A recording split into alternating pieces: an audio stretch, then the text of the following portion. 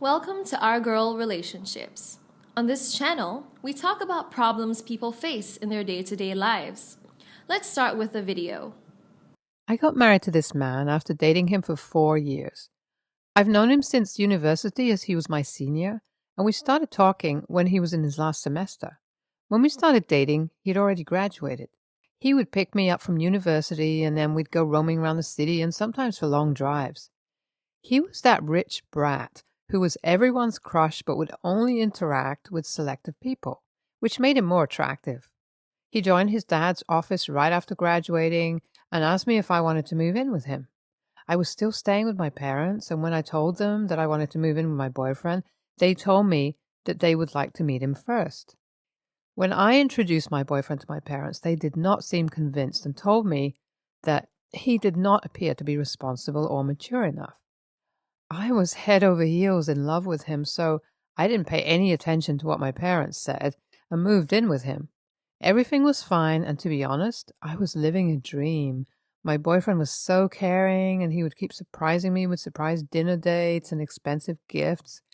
We'd go shopping, and I could literally buy whatever suited me. He would never let any moment go dull. I felt like the luckiest girl in the world. As time passed, I felt like there was a huge communication gap between us. Even when we lived together, we would spend a great time together and would party or plan a road trip, but there were no discussions between us, and he was never up to talking about something. I would feel sometimes that he was only having a good time, and that was all that mattered to him. Whenever I tried to come up with a discussion, he wouldn't pay any attention or would change the topic altogether. This pissed me sometimes, but I thought he was just the way he was, and I had to accept him as he is. But this communication gap increased with time, and I think I was the only one who felt this. A couple of months passed, and I got to go through his phone. I got to know that he was still on dating app, which pissed me off. I asked him why he was still active on the dating app, and he told me that he was not using it anymore and had forgotten to delete his profile. I told him that if he was not serious regarding our relationship, he could just quit it and move on. He instantly hugged me and told me that I was overthinking and he could not think of living a life without me. He deleted the dating app and told me that we were going to dinner just to lift my mood. He took me to my favorite continental restaurant, and of course, I felt great. The issue was not that he would not show interest in me. The issue was that he seemed non-serious concerning our relationship and took it casually. Just a week later, I saw him texting a girl while I was passing behind the sofa and he was sitting on. I did not react at that moment, but I looked for a chance to go through his phone. When I finally went through his phone, there was no such chat, and the only chats were with his family or employees. This made me doubt him even more. I had seen him sending hearts and such emojis to a girl whose name I had read clearly, but there was no such chat. I got more vigilant and started checking his phone from time to time. One day, when he was taking a shower, I went through his phone and got my hands on that particular chat. It was the same girl, which turned my doubts into certainty. I went through the chat and they seemed very comfortable and cozy. I opened the media that they'd shared and I cannot even explain what they had shared last night. I was furious. I confronted my boyfriend and he told me that he'd made a mistake and begged for another chance. I told him that I was done and left his place. He did not contact me after that, which pissed me off more. I decided to talk to his dad and went to his office the next day. He was such a decent person and dealt with so much respect. I shared the whole story and told him that I loved him so much, but he did not seem serious. His dad told me that he'd had these issues since he was a kid, and no one could ever make him care. He told me that he would talk to him. My boyfriend called me that evening and yelled at me, telling me that I was desperate and how I dared to see his dad without him knowing about it. I told him that he was an a-hole, and I blocked him on social media. My boyfriend talked to my friends because I had blocked him from everyone to convey his messages to me. I told everyone that I was not going to talk to him ever. One evening, he came to my house and told my parents that he wanted to marry me. My parents told him that it depended on me and if I wanted to marry him, they had no problem. I had to give him a chance to discuss things, and we somehow resolve our issues. I told him that I had no other issue except that he seemed non-serious, and I wanted him to take our relationship soberly. He told me that he was never going to hurt me again, and it was a promise. We guys patched up and started preparing for the wedding. We got married, and the wedding was as grand as it could be. I was glad that things had settled between us, as I could not let this guy go because I loved him so much. Only a couple of months after our marriage, my husband was back on his previous routine. He would avoid discussions, take serious matters as if they didn't even matter, and was only interested in having a good time. We came back from our honeymoon, and he got busy with his work. Everything was acceptable, but he would not give up on flirting with every random woman. When our first kid was born, my man was not even in the hospital and was at some silly wild party. I had to contact his friends and ask them to find him and send him to his family. I thought that he would get serious once he became a parent, but I was wrong. I was going to deliver our second child in a few days when I found out that he had slept with his secretary. I was devastated and told him that I was not going to stay with him at any cost. Our second child was born, and after a couple of months, when I had recovered completely, I filed for divorce. My husband tried to convince me to stay, but I was just determined to clean up the mess once and for all. I divorced him and was able to win custody of my kids. I had already completed my degree and was able to land a well-paid job. My parents supported me throughout those years and made sure I lived a happy life with my kids. It was hard to manage at first, but I got used to the tough routine. I had banned my ex-husband from seeing our kids, but he was able to get permission from the court. He would bring expensive gifts for them and would take them to the amusement parks, but I knew he was never going to take their responsibility as he could not even take his own. My husband married his secretary right after I divorced him, and that explains what sort of a man he was. One fine day, when almost 2 decades had passed and both of my kids were university-going students, my husband texted me that I had made a mistake long ago. I told him that if it was divorcing him, it was the best decision of my life. He told me that I was able to win the custody of our kids, but I had lost something big. I told him that I could not understand what he was talking about, and he said that as he could not get custody of his kids, he was not bound to transfer his inheritance to his kids, and was now going to give everything to his second wife. I told him that he could do whatever he wanted to. I showed him that I didn't care, but this worried me as my kids had a fair right to that inheritance, and it would be very unfair if he deprived them of it. I read your comments and talked to my mom as my dad passed away some 8 years ago.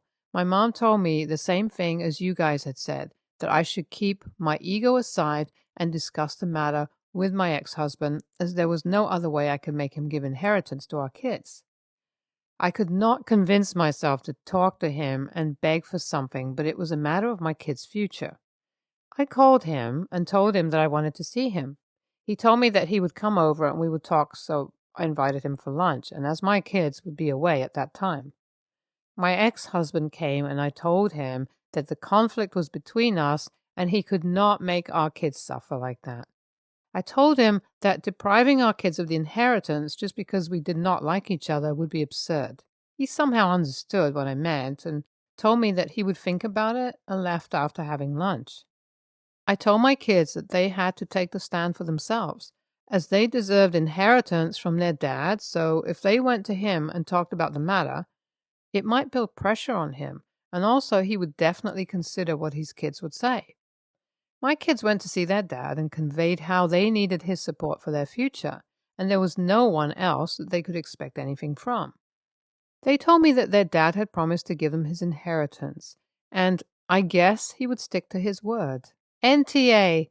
OP's decision of divorcing that man was appropriate, and whatever she did was totally sane. No woman could bear this man being that irresponsible and careless while she took the relationship seriously. When I read that OP's boyfriend told her parents that he wanted to marry her, I knew he was doing that to sort things out and was never going to change. I feared that he was going to stay the same and ruin their marriage, which was true to that extent. NTA, OP remained so responsible till the date, and that man did not even try to change. The way OP decided for herself and raised her kids all by herself was commendable. She would have never talked to that man ever, but was only concerned with the well-being of her kids. The way she decided to put aside her ego and talk to her ex-husband should be appreciated because she was still worried for her kids only. Next story. I'm getting married in December. A few weeks ago, my sister, Anna, came to me and asked me to uninvite my friend. Let's call him Luke, and his wife, Julia. Anna and Luke used to date when they were in college. They dated for 4 years until Anna ended the relationship because she fell in love with her work colleague, Adam. Their relationship didn't last long, and they split 6 months later. My sister realized that she still loves Luke, who, by that time, was already seeing Julia. Anna tried to get back with him, but Luke already moved on. Plus, he discovered that Anna was already flirting with Adam, even when they were still together. That was 3 years ago, and I thought my sister had already moved on. She had a few relationships, but nothing was serious. So I told Anna I can't uninvite Luke and Julia because they're dear to me, and most importantly, Julia's a relative of my future husband. They're cousins. Anna broke down and told me that Luke is the love of her life. She told me how everything in her life right now is not working. She lost her job early this year and moved back to live with her parents. She literally begged me to consider her feelings because it will break her heart to see Luke happy with his wife. I told her that she needs to get over it, and if it's too painful for her, then she still has plenty of time to get therapy so she can finally move on.